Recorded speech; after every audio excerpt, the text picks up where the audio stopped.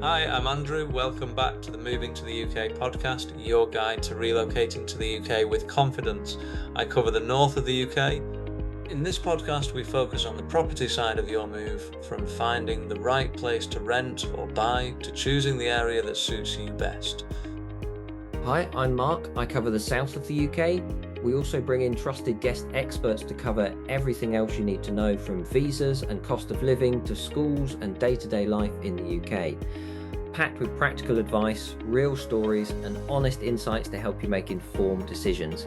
Don't forget to join our Facebook group Relocation to the UK to ask questions, share experiences and connect with others on the same journey. Let's get started. Tom and Britney have kindly joined us. They are two Brits. Tom and Britney are going to fill us in on that name, but they can be found on Facebook and Instagram. And it's just sharing their journey on what to look out for, the excitement, the surprises, the hurdles, everything that comes with moving. So they've moved back to Bradford with their 4 children and 2 dogs. So I'll take my hat off to you straight away, because that's a very brave move. So yeah, where did the two Brits tag come from? Yeah, so I'm Tom and this is Britney. And So when we were talking about documenting our journey on social, we said, oh, what should we call it? And I were coming up with loads of names, not very good ones. And then Britney said, how about two Brits? And it was so funny. He was like, that's amazing. I was like, oh, okay. And I spent, over a decade in corporate marketing, and I went, I think you've missed your calling in marketing. Like, it's such a good name. Yeah, because most people call me Brit. So, yeah. So Tom and Britney, but Tom and Brit. So two Brits. Makes sense. And the wife is always right, I've learned. That is global rule of... And yeah, I'm more and more convinced that my wife is an absolute genius. So. Yeah. They'll let you feel like you're the boss, but really they're pulling the strings behind the scenes. It's taken me a long time to figure it out. I've been married for almost 17 years, so it's taken me a long time to figure it out, but getting there. Wow. Closer. True. So, and how did the move come about? So obviously, I know you moved around. Were you initially in New York, and you met in New York, and then moved back to the US and moved a little bit around with work? Do you want to just fill us in a bit on that? Yeah. We've moved quite a bit, actually. So I'm from California. We met in York, England, and when we got married, or before we got married, Tom was all about moving to America. I met this Californian. I thought, Bradford. Yeah. We met when we were 17. We met at 17, engaged at 18, married at 19. Brit was 20. But I was like, well, obviously I'm moving to California. Are you kidding? Yeah. When we first moved. Yeah. So we spent several years there. Then we were in Chicago, Illinois for a couple of years. Yep. Tom did seminary there for a couple of years. Then we moved back to California for a short period of time. And then we were in like 2 or 3 places within California. Yeah. And then we have spent the last 7 years, right? In Idaho. Yeah, North Idaho. Yeah. So just below the Canadian border. So obviously a lot of people, not always, more you talk to them, but a lot of people, especially in the UK, think America is either Florida or California. That's pretty common for people. Yeah. Yeah. But there's obviously, and it's funny because I didn't even know where Idaho was. We went with some friends and moved there, and I was like, Idaho, where's that? I didn't realize where it was. It's an incredible place, very alpine. It's beautiful. Oh, it's just beautiful. It's like a massive lake district, really, the way to think about it. But really beautiful, but fairly extreme seasons too. So you get proper winter. So you talk about, having 3 feet of snow in the winter, and once it's white, it's white for 4 years. For 4 months. It feels like 4 years. Sometimes like a Calgary almost. Yeah. But then in the summer you have incredible summers. Blue skies,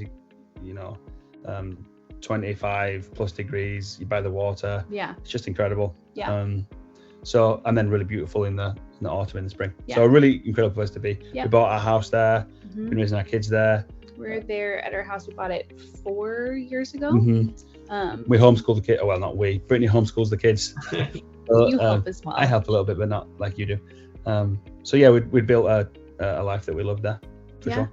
And so, but as far as like how we decided to move here, I guess you can explain. Yeah, back here, I think as I approached my mid-30s, and more people I talk to have been through and are feeling the same kind of thing, I was getting restless in feeling like I was getting older and getting more established in my career, and I'd done quite well in what I was doing. So I was kind of reaching more of the apex of where I was in my particular role, and feeling like I felt a bit like, well, this isn't it. This isn't enough, and feeling like time was getting on and the kids were getting older, and I was really at the same time beginning to miss my roots and where I was from and my parents and being around what I'd grown up doing. And so there was all these things happening at the same time.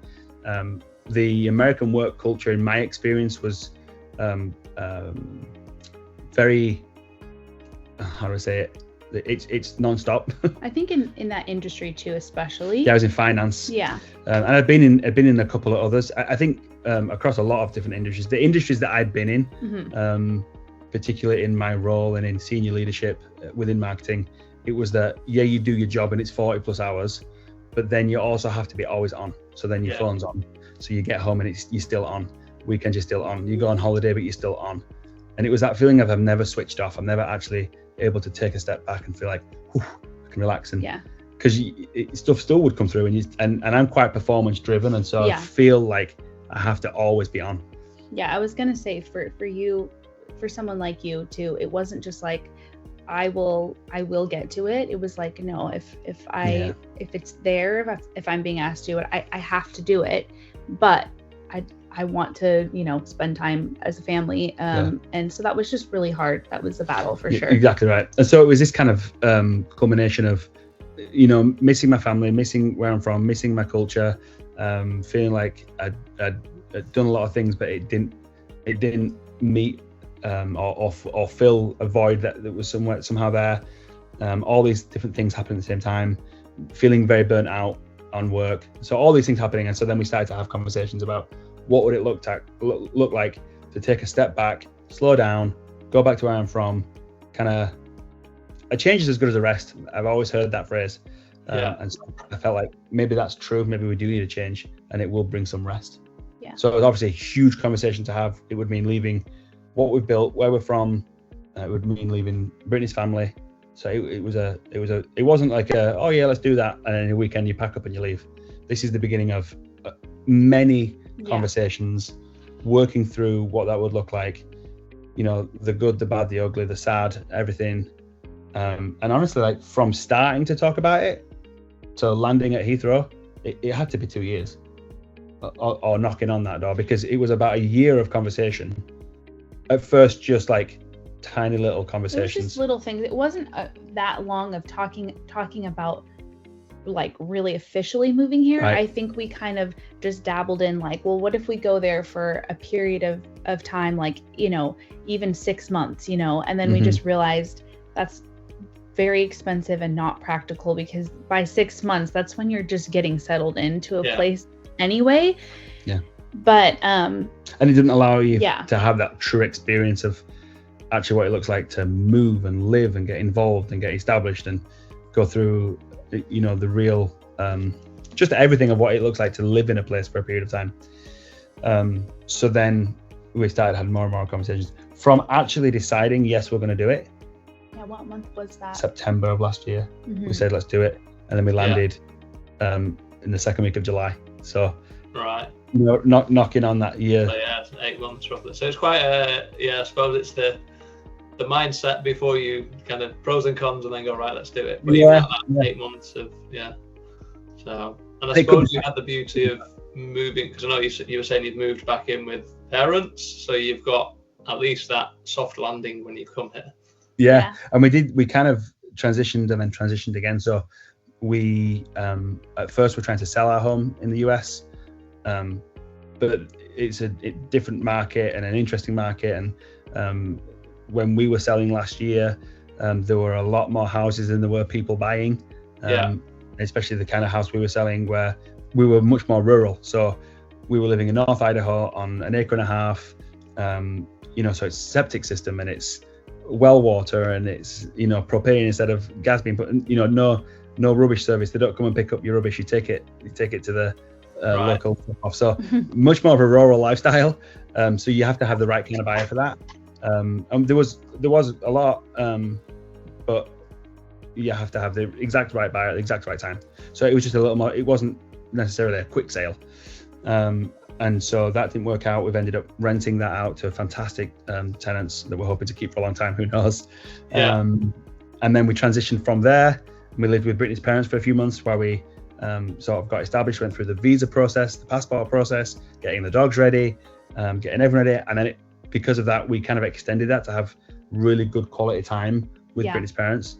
And then we've left there, and now we've landed at my parents, and we're going to have some time here to kind of phase in. So establish, getting everything set up from a life perspective here. So, you know, you name it, banking and driver's licenses and getting a car and getting reacquainted with the area and slowly looking and deciding what we want, and then moving from there into the next season. Yeah, I think that's one shock I get with people we obviously help relocate from the US. And there's so much chicken and egg of like, well, I don't have a property, so I can't open a bank account.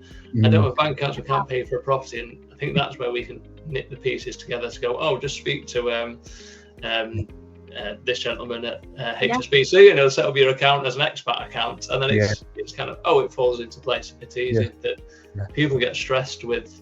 There's so many spinning plates that it's like, where do you even start to spin the first plate and then go, right, 100%. Okay. So, especially with kids, because for kids, you've got that conversation to have with them of, hey, we're leaving this big house on the prairie, so to speak, to go back to Bradford to live with grandma and granddad. So, So, it's definitely been interesting because, and we've talked to them a lot and want to make sure that we're not doing things without working through that with them, because we don't want to leave them feeling like you've just made all the decisions without even considering us, and now their life upside down. So there's definitely a lot of conversation there with them. Yeah.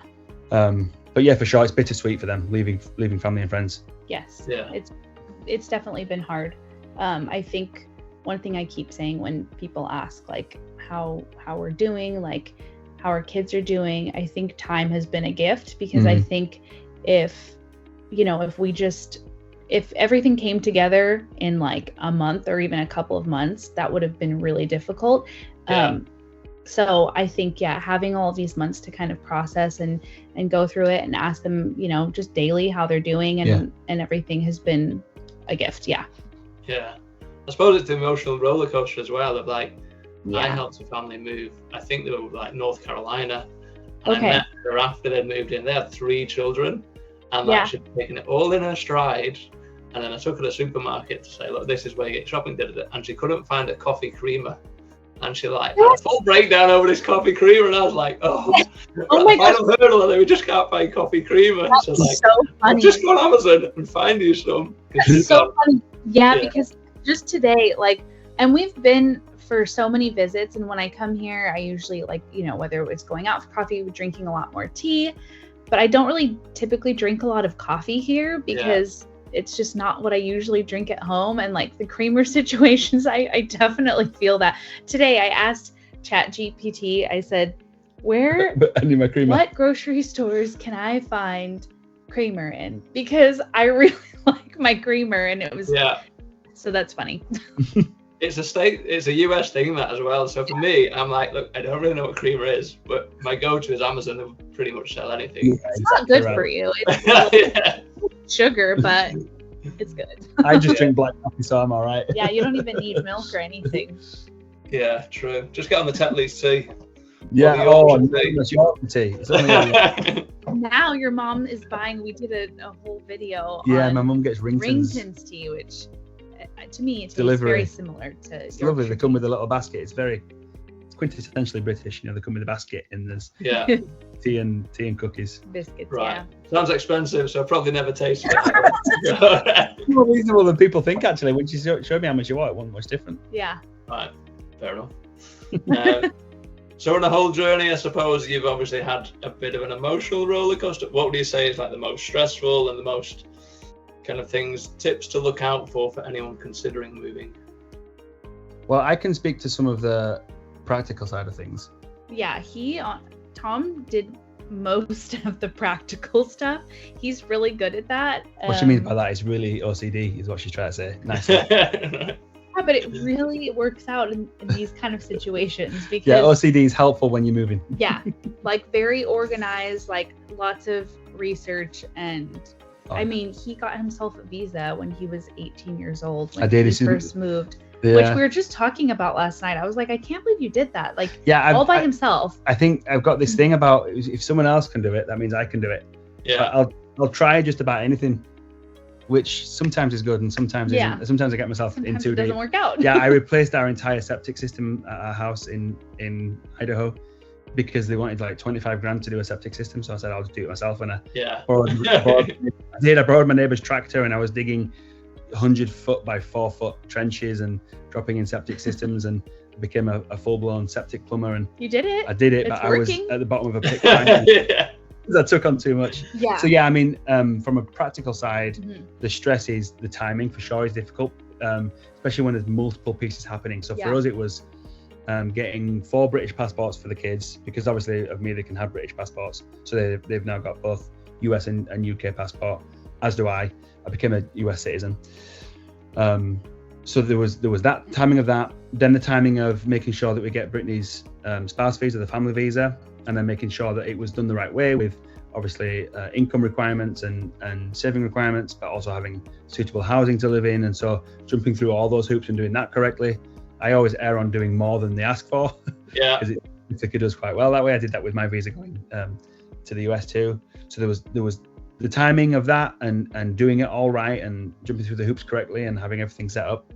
And then on top of that, it's the dogs. I would say probably the most stressful is the dogs because the timing of it is very particular. As far as like getting certain things done, like certain. Yeah, so you have to have obviously a vet that's USDA approved.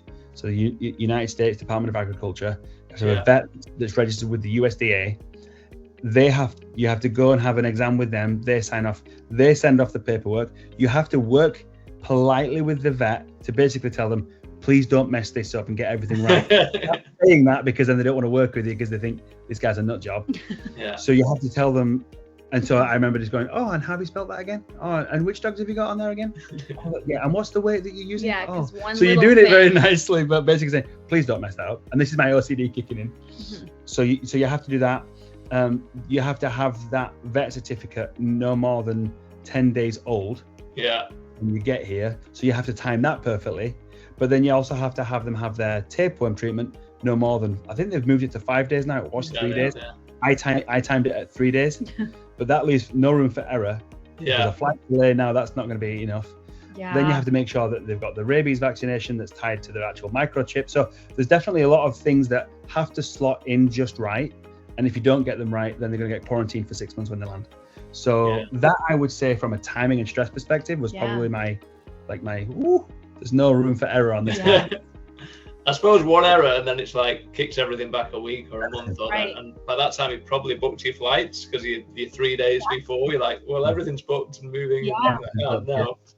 So that's just from obviously practical side of things, but that doesn't take into consideration any kind of familial I don't want to call it loss, because it's not like we've lost them, but moving 6,000 miles away from family is never easy. And we're in a position where we've been doing that both ways. So we don't really ever win. Either we're nowhere near my parents, or we're nowhere near Brit's parents. Yeah. Yeah. So you could speak to that a little. Yeah, that's definitely, I mean, now I can also say, like, I didn't deal with any of this practical stuff over here. I know that was stressful. Yeah. But obviously, overall, the hardest part, I think I would say, is just the emotional aspect of it. It's just, and I think other than, like, everything on paper looked great. We really enjoyed living in Idaho. Yeah. Had amazing friends there, and life was beautiful in so many ways. And which is also why, like, Tom, he was kind of going through this internally, just struggling with different things, missing home, like struggling a bit with just work, and it's because he didn't want to mess with any of that. He was like, things are really good, but I'm also really kind of struggling alone with these things. And so that was also really hard to know that he was going through that. And so, yeah, that's why, I mean, every single day since he really shared with me what he was going through, every day since then, we were like talking every day, having nonstop the same conversations every day. And then we would like have to take a break. We're like, this is too much. This is a lot. Go outside for a walk. Yeah. But it was, I mean, it's weird. It's like, it was the longest 8 months, I feel like, of our life. But then at the same time, it like did go by so fast too, because we had so many things to do. Yeah, you spend so much of the time leading up to making a decision. Yeah. Going, you're very much on a seesaw. Do we go? Do we not go? Do it? So just getting to the decision is a really big step for people. Yes. Once you've hit that step and you go, okay, we're committed to saying yes. Let's work towards making that happen. Mm-hmm. Knowing that stuff could change or anything could happen, and there's a lot of things that then happen practically that are outside of your control. Yeah. But just getting to the yes, we're going to make a decision to do something. That was probably the most emotionally taxing of all of it. I would say that was yes, and then also, and then just like the build up, the last several weeks or whatever, because you just it's coming. Everyone's thinking about it. You just kind of want to rip the Band-Aid off, because it's just really hard. And then the days following were really difficult too. But and then you start to establish a new normal and a new cadence, and people start to settle in, and there's times obviously the kids will come and go, I really miss me, Ma and Poppy. That's Brittany's parents. I really miss me and Poppy, or I miss our home, or I miss, and there's different things. But then there's also things that they go, oh, I'm really enjoying this thing, and so there's just I've said there's no grass is greener. There's grass is different. I would also say too that something for us that's just felt really important is just letting our children know that when they say like we're feeling this too, to also just let them know like we are too. Mm-hmm. Because I think sometimes for kids to just be like, well, you don't seem sad because you have all these things that you're doing, and it's like, well, first of all, we're adults, so we can't just walk around like crying all the time or being sad all the time. We also have to we also have a lot that we have to do practically. Being strong for them, but also then just telling them like we're feeling those things too. We're going through those things too. We've had those times where we've sat on a couch and had a little mini family meeting and allowed everyone to be really sad and process through, well, what are you feeling and why are you feeling it, and even saying, great, feel that way. You don't have to stop feeling that way. You don't have to. We're not trying to get over it and go, let's move on. I think we've learned it's not healthy just to sweep stuff under the rug and move on.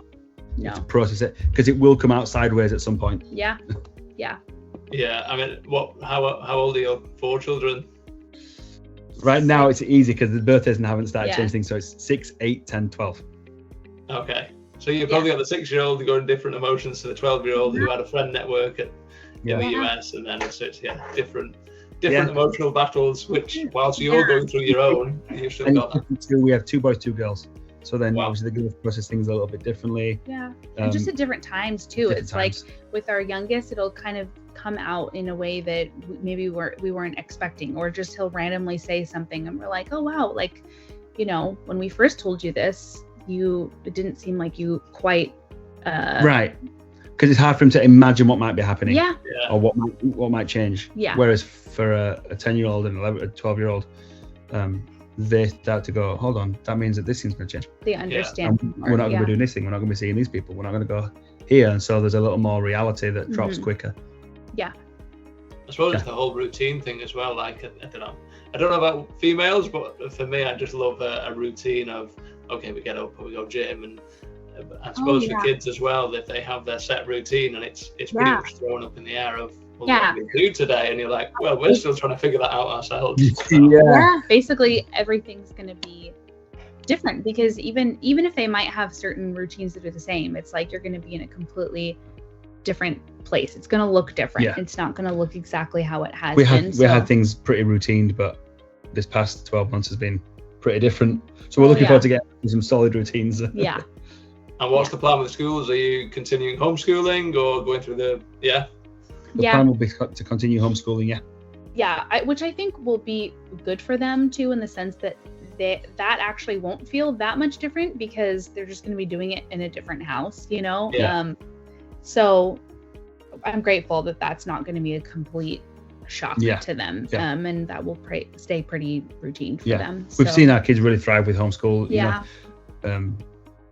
It's not a homeschooling podcast, so we're not going to go through that, but for us, we chose to do that. Just the level of intimacy that you have with your kids, the one-on-one learning, the ability to have the freedom as a family to do different things.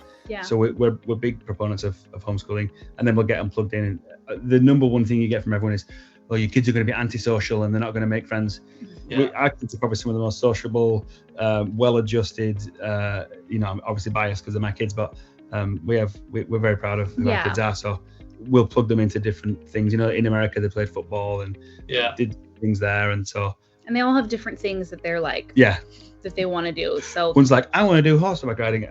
I just said horseback riding because that's American. Horse riding. One of them wants to do horse riding. One of them wants to play football or cycling or dance. So they actually have like too many things they want to do. I'm like, we slow can't down. We can't do it. But I think you're braver than most. I think when COVID hits and it was homeschooling, every parent is like, how do we cope with our own kids like 7 days a week and we've got to teach them? So we're like, right, let's get them back in school now. So, fair play.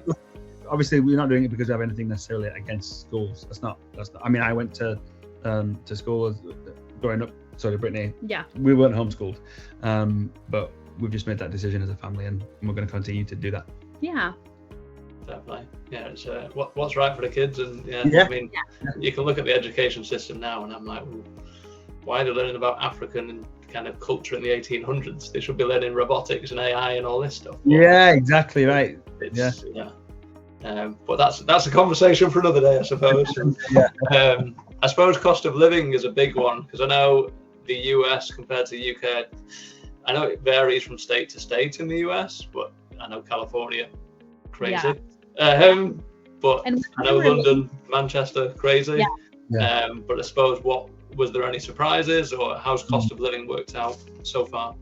You bang on to say it's not necessarily apples to apples, because each situation is different. If someone's moving from California and then they're going to go live in, I don't know, a much lower cost of living place in the UK, they're going to feel a massive difference. If someone's moving from the Midwest to London, they're going to feel like, I can't afford England, because it's a complete opposite. So you can't just go America to England. New York, London, it's probably going to feel pretty similar. New York to London might feel similar. So I can speak to our situation. We left California for multiple reasons, not only cost of living. So when we moved to Idaho, we left because it is a little freer for families to choose things like homeschooling and choose things like buying a house. And it's a bit more like the Wild West too for a DIYer like me, where you can just do what you want to your house.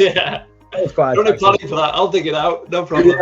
I'll put my own septic system. Yeah, that wouldn't happen just anywhere. No, in California, you'd never get away with that kind of thing. So we left to go to Idaho for multiple reasons. We love the idea of being there for seasons and for outdoors and all kinds of stuff. So that's where we can probably speak to the most, as far as that's what our most recent experience is.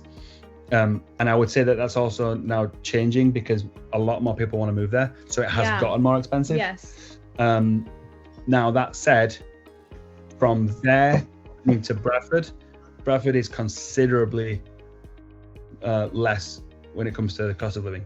From house prices to groceries. Groceries is a big one. To activities, to just generally shopping. I mean, I'm sure you could go through category by category with us, but the cost of living just overall is lower where we are in this area of Bradford versus really anywhere we've lived in the US, actually, I would say. Yeah, maybe like not. When we can Midwest, go through bit by bit. I don't know. I don't remember the Midwest as much anymore. Yeah. But I mean, you can ask us bit by bit. Obviously, like food shopping is definitely cheaper. Yes. We've made a couple of videos about that, and everyone's got their own opinion, but objectively speaking, it's just less. That's good to hear.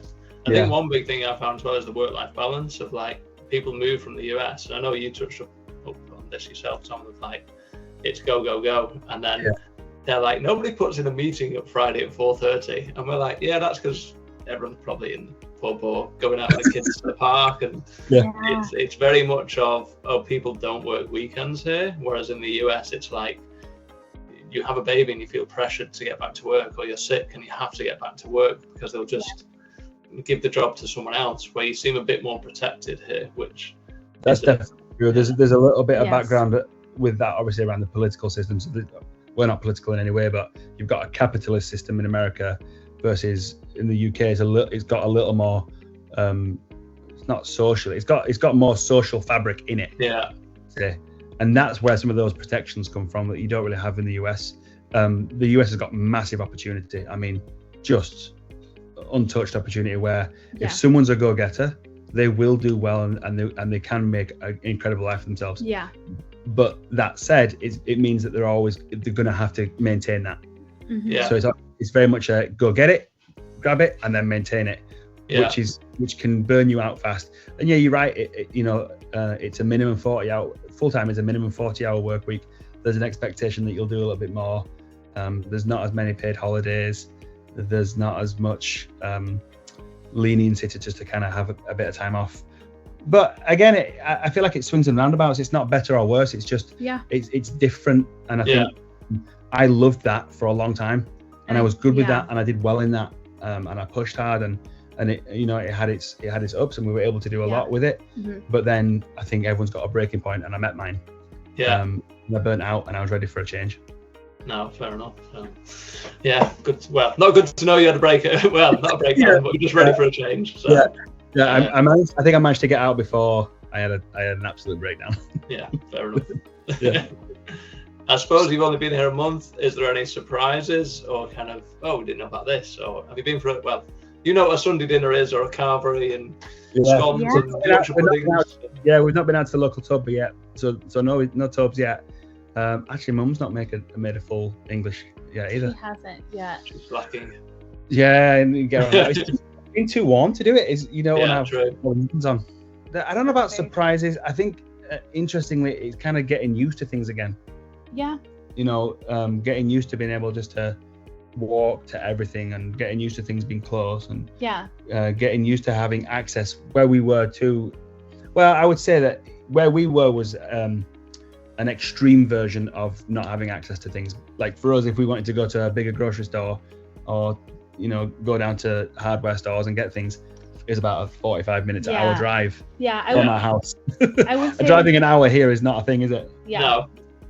Like you said, getting used to things. So I think things close earlier. So that's one thing. Another thing, it's like all these things I already knew from visiting so many times. Yeah.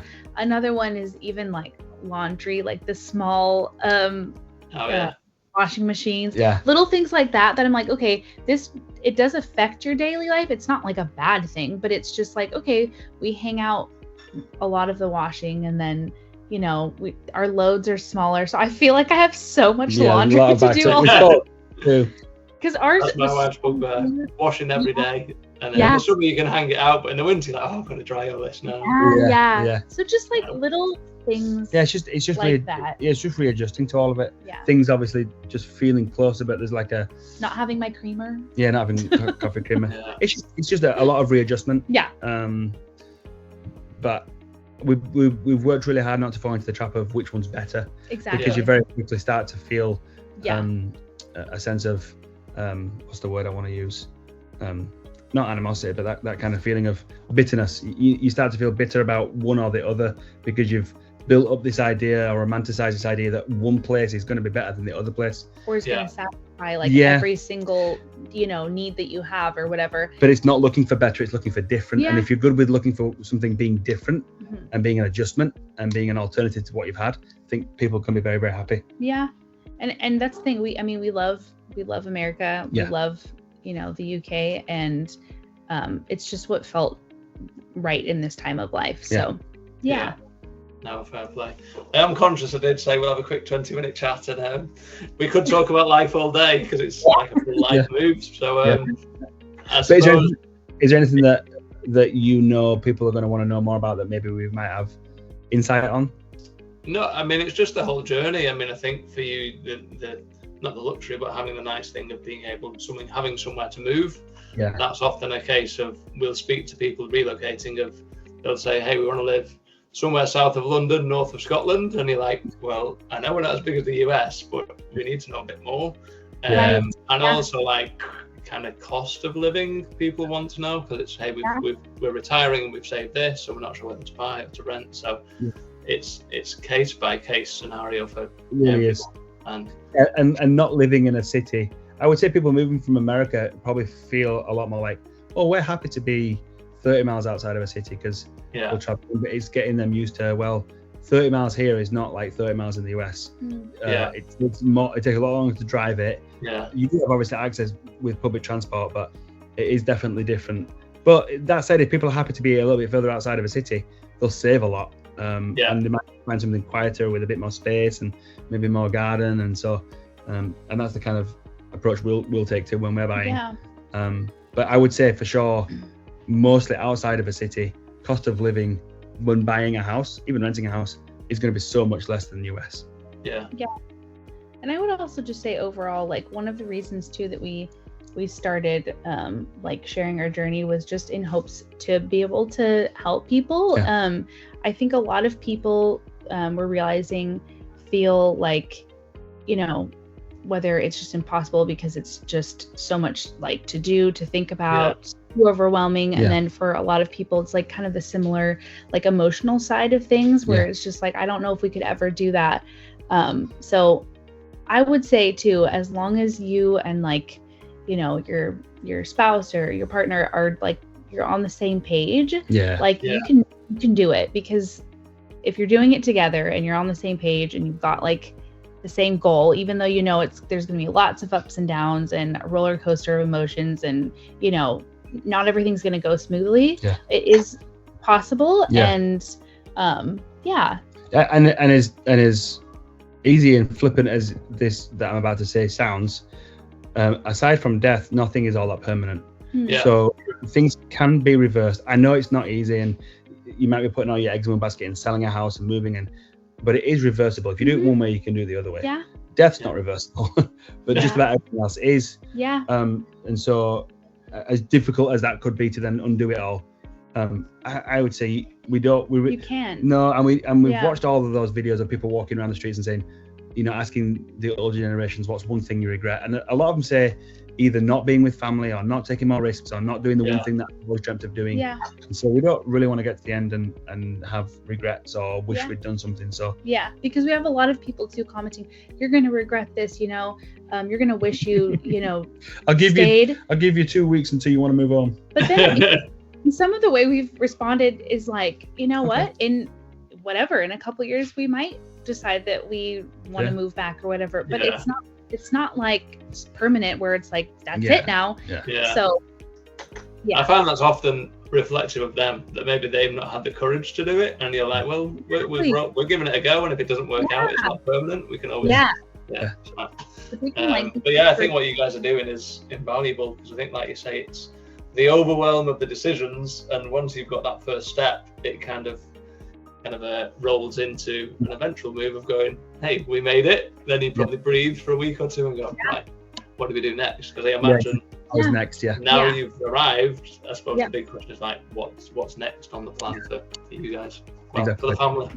We're gonna go on a holiday to Whitby for a week, and we're gonna enjoy the summer holidays with my dad, and he's off from his job because he works in a school system, so we're gonna have a nice long summer, and then it's hit the running in September. Which is probably when things will feel, because we've talked a little bit like it. When will it feel real? It feels like we're just visiting still, because we've done this before. We've brought lots of suitcases with all of our stuff because we've come for like 4 or 5 weeks. But we think that in September, when everyone's kind of back to their routine, it's probably going to sink in a little bit more, and like the weather changes and all of that stuff. Exactly. So it'll be interesting. Good. Well, at least you've got time to reflect with fish and chips, no doubt, down at Whitby. So. Definitely. No question. Obviously, I'd just like to thank you guys, because giving up your time, especially with 4 children, 2 dogs, and grandparents to keep happy. Our so pleasure. much. Thank you for inviting us. We've enjoyed it. Thank you so much for having us. I'm ever in Bradford, I'll make sure I'll let you know we're popping by, and I can Give us a ring. do. coffee with creamer, hopefully. Yeah, exactly. You can try it. Yeah, sounds good to me. So, but yeah, like I said, we've got friends just next door in Burley and Wharfdale. So we'll often go out on the bikes into Gargrave and stuff like that. So I grew it's up a all in lovely part of the world. Yeah. So good. Is there any questions from you guys, or I suppose there's I think the value has been amazing, to be fair. Yeah, no, I don't think so. I mean, maybe once we start looking for houses and what we're doing, maybe I'll give you a ring. Yeah. But, Yeah, no worries. I think, we're happy to be here and we're excited about whatever the next chapter is. So Yeah. thank you for having us. Thank you No so worries. much.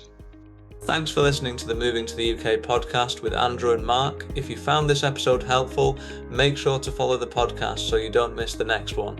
And don't forget to join our Facebook group, Relocation to the UK, where you can ask questions, share your experience, and connect with others on the same journey.